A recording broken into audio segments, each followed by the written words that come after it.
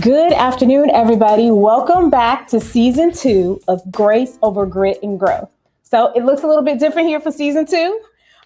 It is Monique and I, which you're very familiar with us, but we also have some exciting guests, which we'll introduce in just a moment. But I want to welcome you back to season 2 of Grace Over Grit and Growth. We are the podcast where we are helping women gracefully embrace who they are unapologetically. I am Monique Fisher. And I am Alita Anderson. And we thank you for being here with us today. And so, as Alita stated, we're going to start off with our two guests. I'm going to introduce them. We have two registered nurses who have over 35 years of experience here with us today. We have RN Rhonda Abdulah and Pat Meade. Yes. Thank you so much for being here with us today. Yes.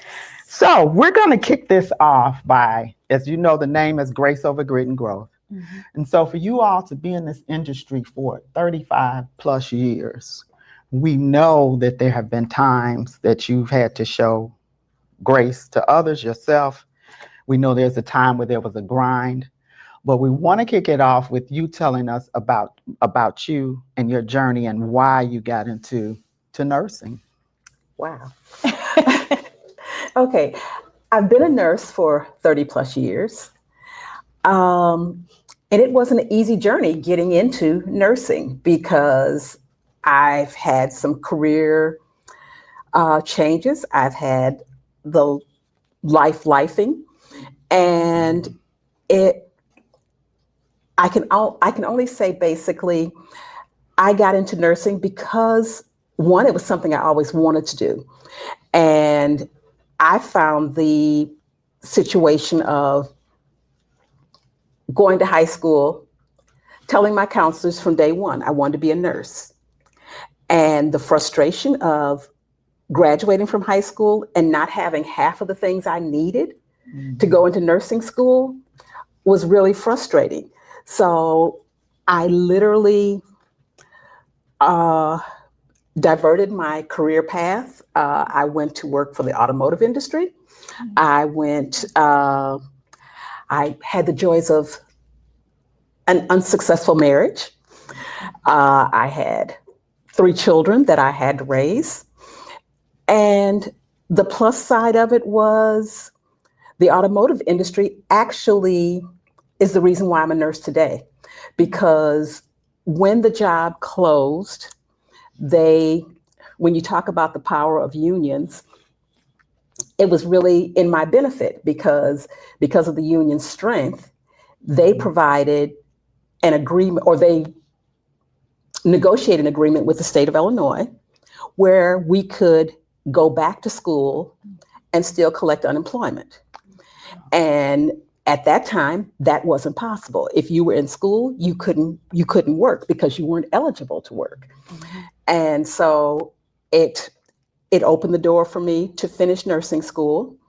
And thus, I've been a nurse ever since. Wow. Well, thank you. Thank you for that. Yes. And Pat, you want to share your journey as to why you got into nursing? Thank you. Thank you for the opportunity to be here as well. I come from what I call a legacy. Mm-hmm. My grandmother came from down south. Back in the days when she passed away, she was 98. And she would bring people into her home and she would care for them. So it's kind of like all I've known all my life. My mother then became a nurse. She wanted to be a funeral director, but my grandmother was like, oh no, that is not. So she had to get out of the class. And so she went into nursing.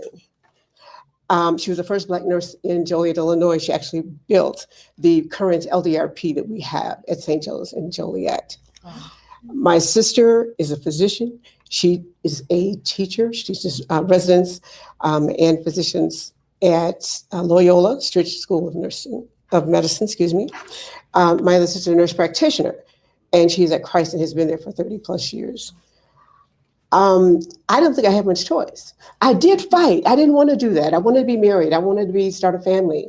But it's just like in your blood. It's ingrained in you. It's what you see. It's what you know. It's all you know. So when I went back late in life, like in my 30s.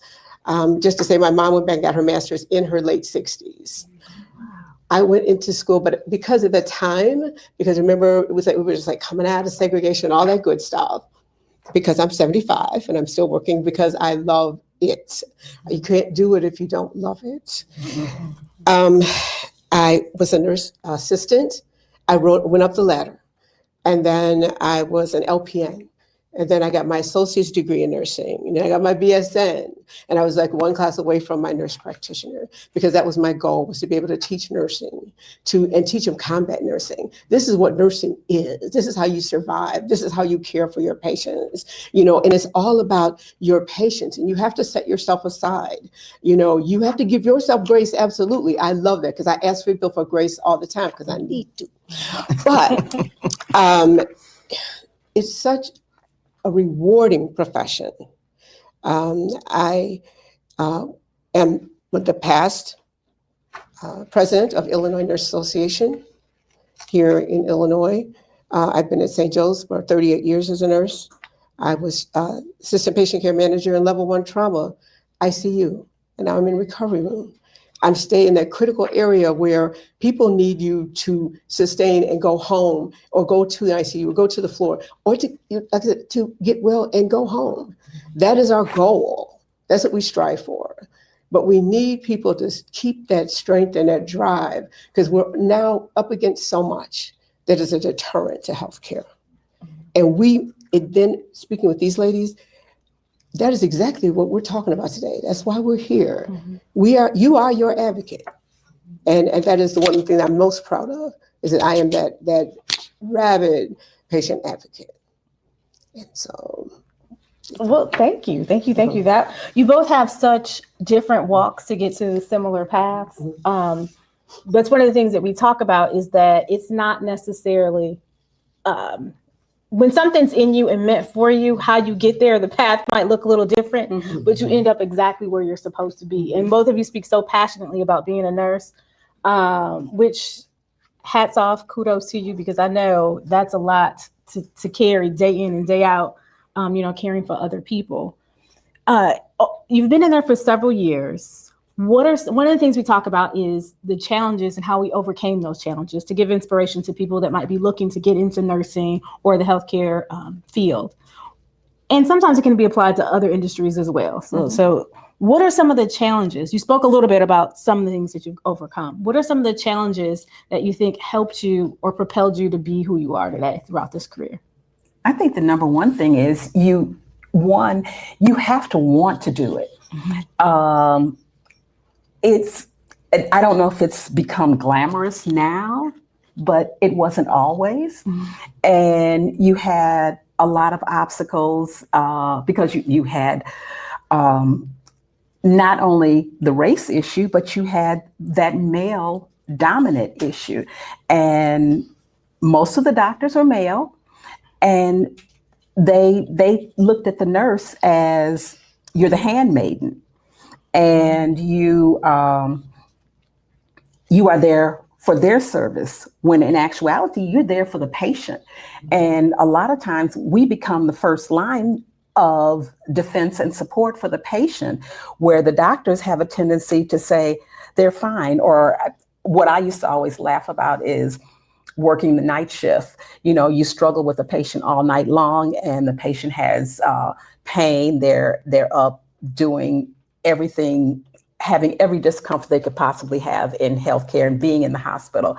And when the doctors come in and do their rounds, the doctor says, "How you doing?" And they say, "Oh, I'm fine." And I'm like, no, you're not. You, all night long, I was back and forth in your room with, trying to deal with pain management, trying to deal with your nausea and vomiting, trying to deal with you. I think the number one thing that I've always felt like, when a patient tells you something's not right, you better take them for their word.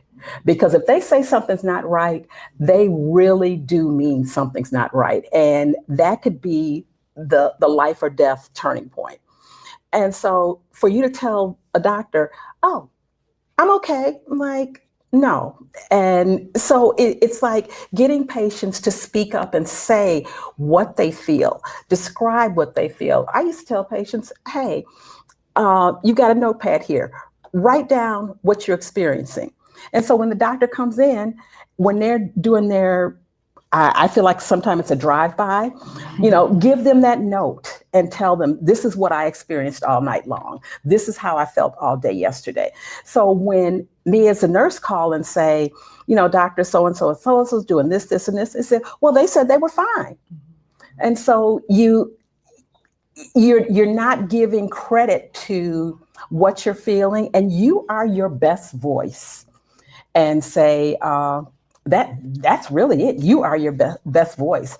And I like to tell patients, if you're in the hospital, yes, it's wonderful to have a family member there with you.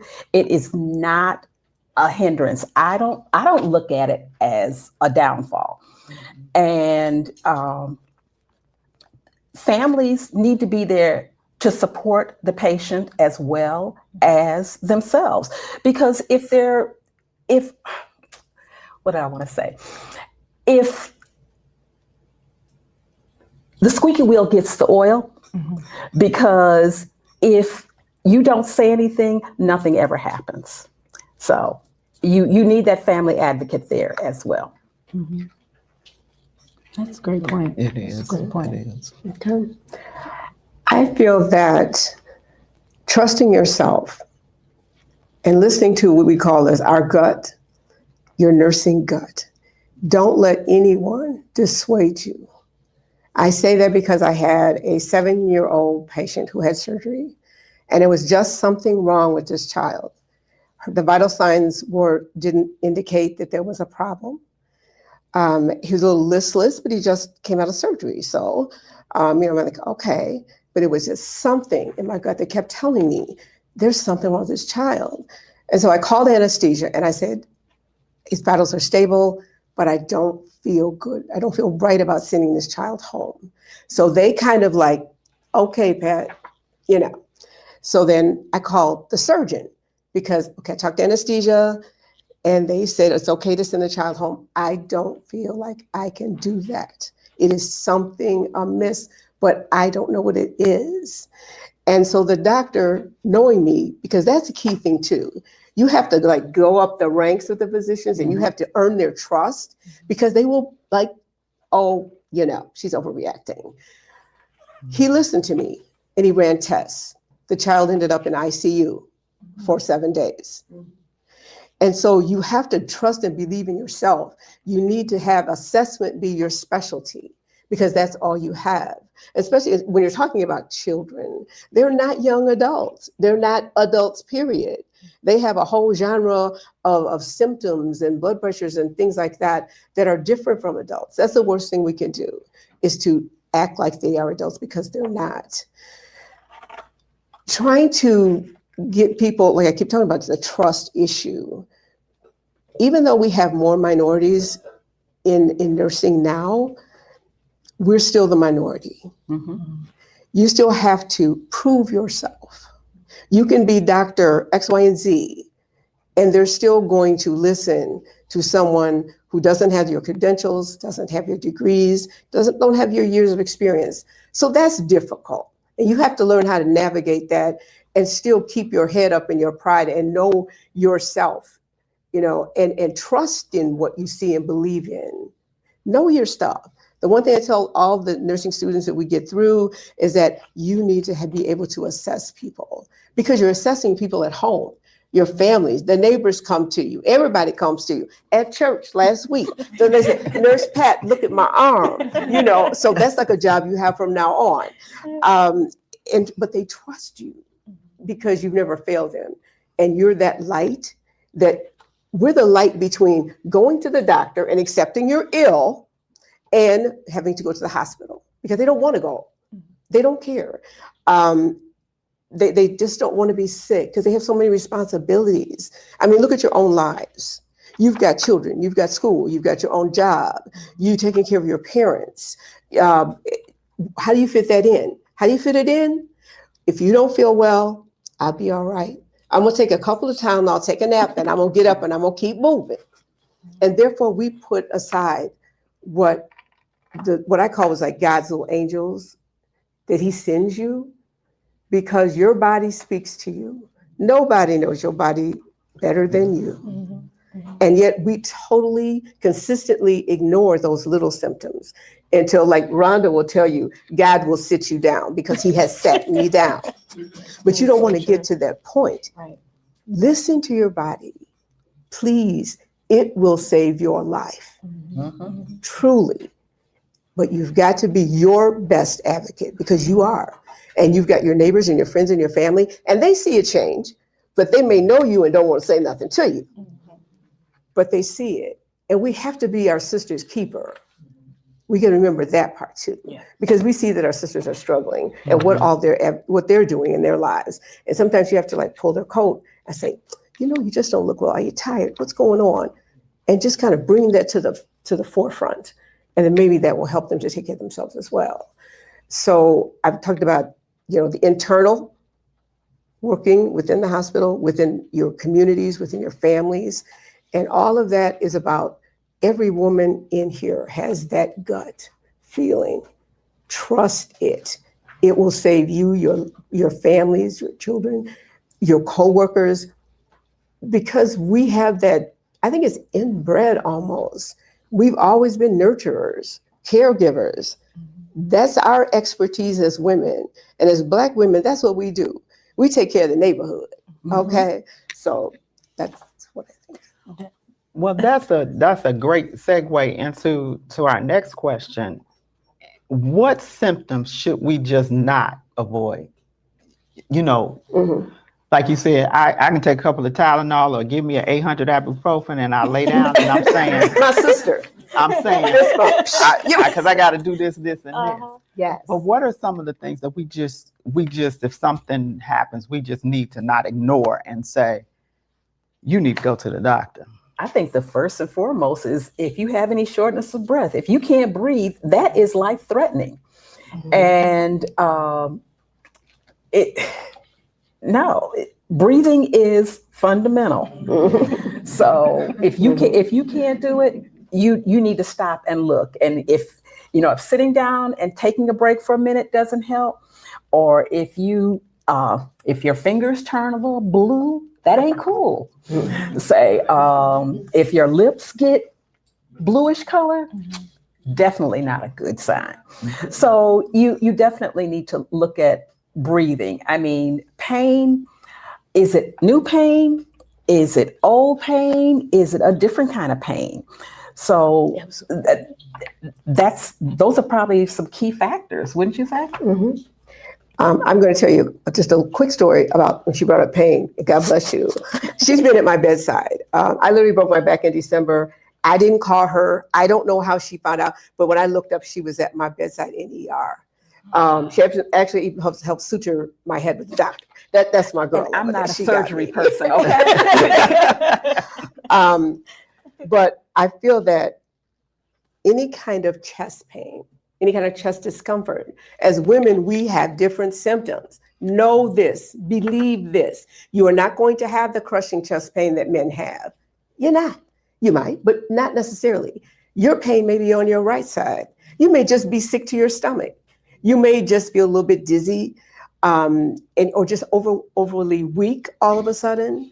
Those are symptoms when your sensorium is altered. You just don't feel right, and you don't feel that you are in control of your body and what you need to do, and you don't know that you're going to take that next step. Any kind of dizziness, you need to call 911. You don't need to call it, you can call the doctor for other, but those type of symptoms that are overwhelming, and that's how they hit women. That's why we pass away, because it is historically, it has been that because we take care of everybody else, we may have had a chest pain here or there, and so we put it aside. So by the time we have symptoms, you need to go to the doctor.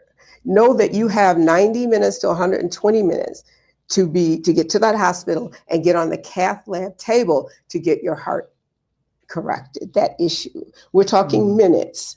And women, we always say, we always get like I said, I don't know if it's indigestion. That's a key. That's one of the key symptoms that women have. So please don't judge your signs and symptoms by what men experience. because we don't have it. They're insidious. And by that time, we've lost precious moments. And so I believe in the chest pain piece. I had shortness of breath, like Rhonda said. I had what's called the widowmaker. You just die. I'm running up and down hospital steps. But I thought, I was just short of breath and whatever. I ended up going down to the ER, and I had the widowmaker. And that's just what it's called. They can't save you. And then I had a stent put in my heart. I was 90% occluded. It's the main vessel of my heart. The doctor was able to correct it. I'm down to 0. And I'm back on the floor pushing beds and carts and taking care of my patients. But I feel I'm blessed. And God gave me grace. Yes, Gave he you grace. did. There's Yes, your Gave me he grace. He gave you grace. But every story is not like that. Right. Because we have 3%, 5% women who have either some type of heart disease or in the process of. And please, God, the one thing you cannot do is forget about heredity. Heredity is not my mom had, my grandma had, my dad had. Is when and if it happens to you, because you're predisposed. And so you have to be very, very, watch your health, listen to your body. And that shortness of breath is so key, because it can be lung disease and it can be heart disease and it can be many things. Absolutely. And that is a key driver to you calling your doctor, going to the quick care, or calling 911. You guys have given some great tips and you've shared how as women we take care of other people, and how, like you said, people come up to you. I know you're a nurse. Let me tell you this. Let me tell you that. Let me see how it helps. Mm-hmm. How do you? And I know it's not something you can turn on and off, but how do you make sure that you are taking care of yourselves? Because not only are you taking care of the people that are immediately around you, Right. your job day to day is to take care of people. Mm-hmm. So how do you not let that consume and overwhelm you into your personal lives as well? It is extremely difficult because you are a nurse 365 days a year, 24 hours a day. And then you factor in, like when the position, I'm in the board for nurses. And so they're calling you with their issues every day, all night. And you have that responsibility too. And it's about their nursing issues. And that is one of the things that we have got to remember is, again, ourselves. Yes. We don't get enough sleep. We don't eat right. Sleep is so important. And you've got to do something to relax. If I don't care if it's your tea or what it is, we have to take time for ourselves and just step aside and breathe. Because we don't. It's all about somebody else, whether it's our patients in the hospital or our families. They're number one. But you have to, because if you fail, who's going to, it may be too late to save you.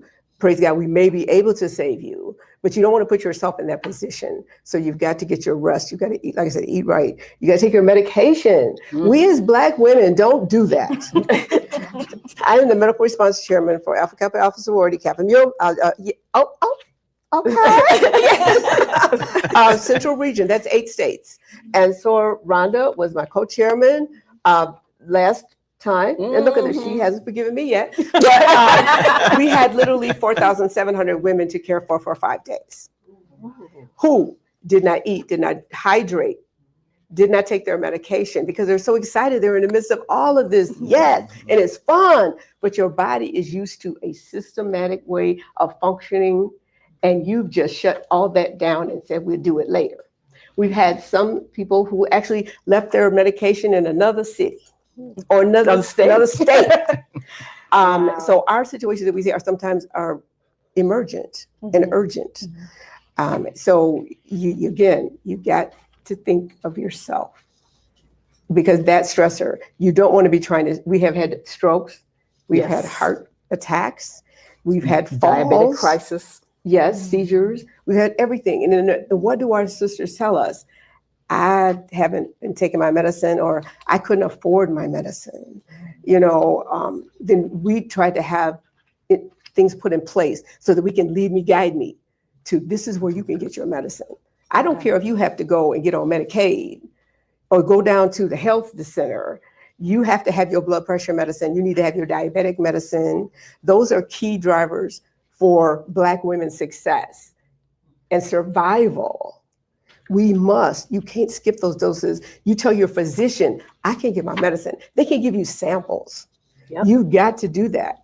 And what is one of the most, the biggest issues with us is that hypertension. Again, it's in the family.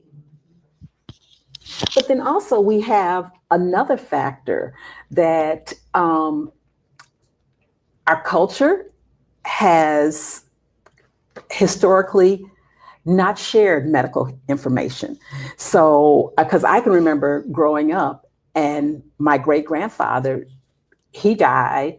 And when you asked about what happened or what was his diagnosis, well, we don't know.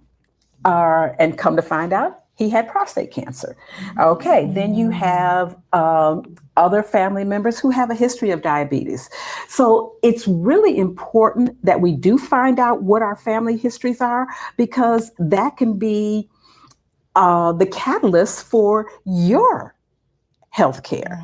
And so we have to think about it, and everything is not, I guess, healthcare, family-wise, shouldn't be a secret, right? And we really do need to share that information. And so that's one significant factor. Then also we look at the fact that self-care is not in our genealogy.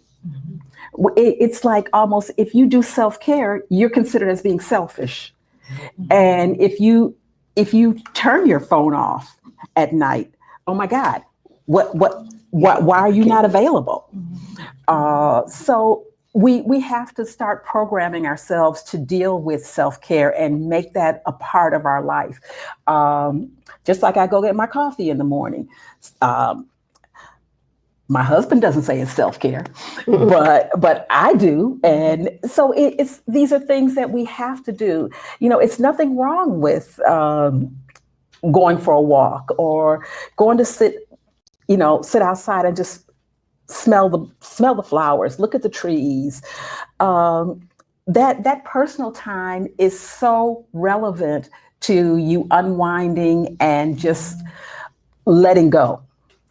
And I guess the biggest thing is learning and accepting the fact that we can't fix everything and we can't fix everybody. Say some people, I know my family members, if you tell them to take their blood pressure medicine, they're going to look at you like you've lost your mind.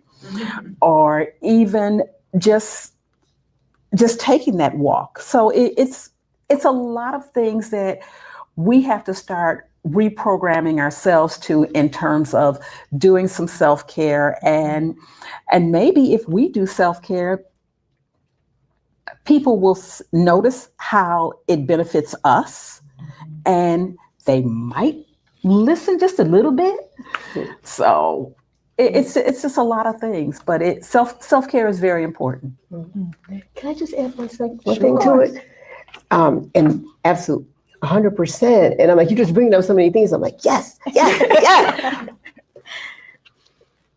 As a member of the Mental Health Board, we as Black people and minorities, we don't have mental illness. Yeah, we do. Are we going to tell anybody? No, we're not. It's taboo. It has been for 1,000,000 years. We don't accept it, and we certainly don't go and get treated for it. Mm-hmm. I see it every day. There are so many gaps. We just did a study in Will County. The gaps in mental health care are is outstanding. I look at our people are homeless. That's where you see it, and you just kind of go, they struggle.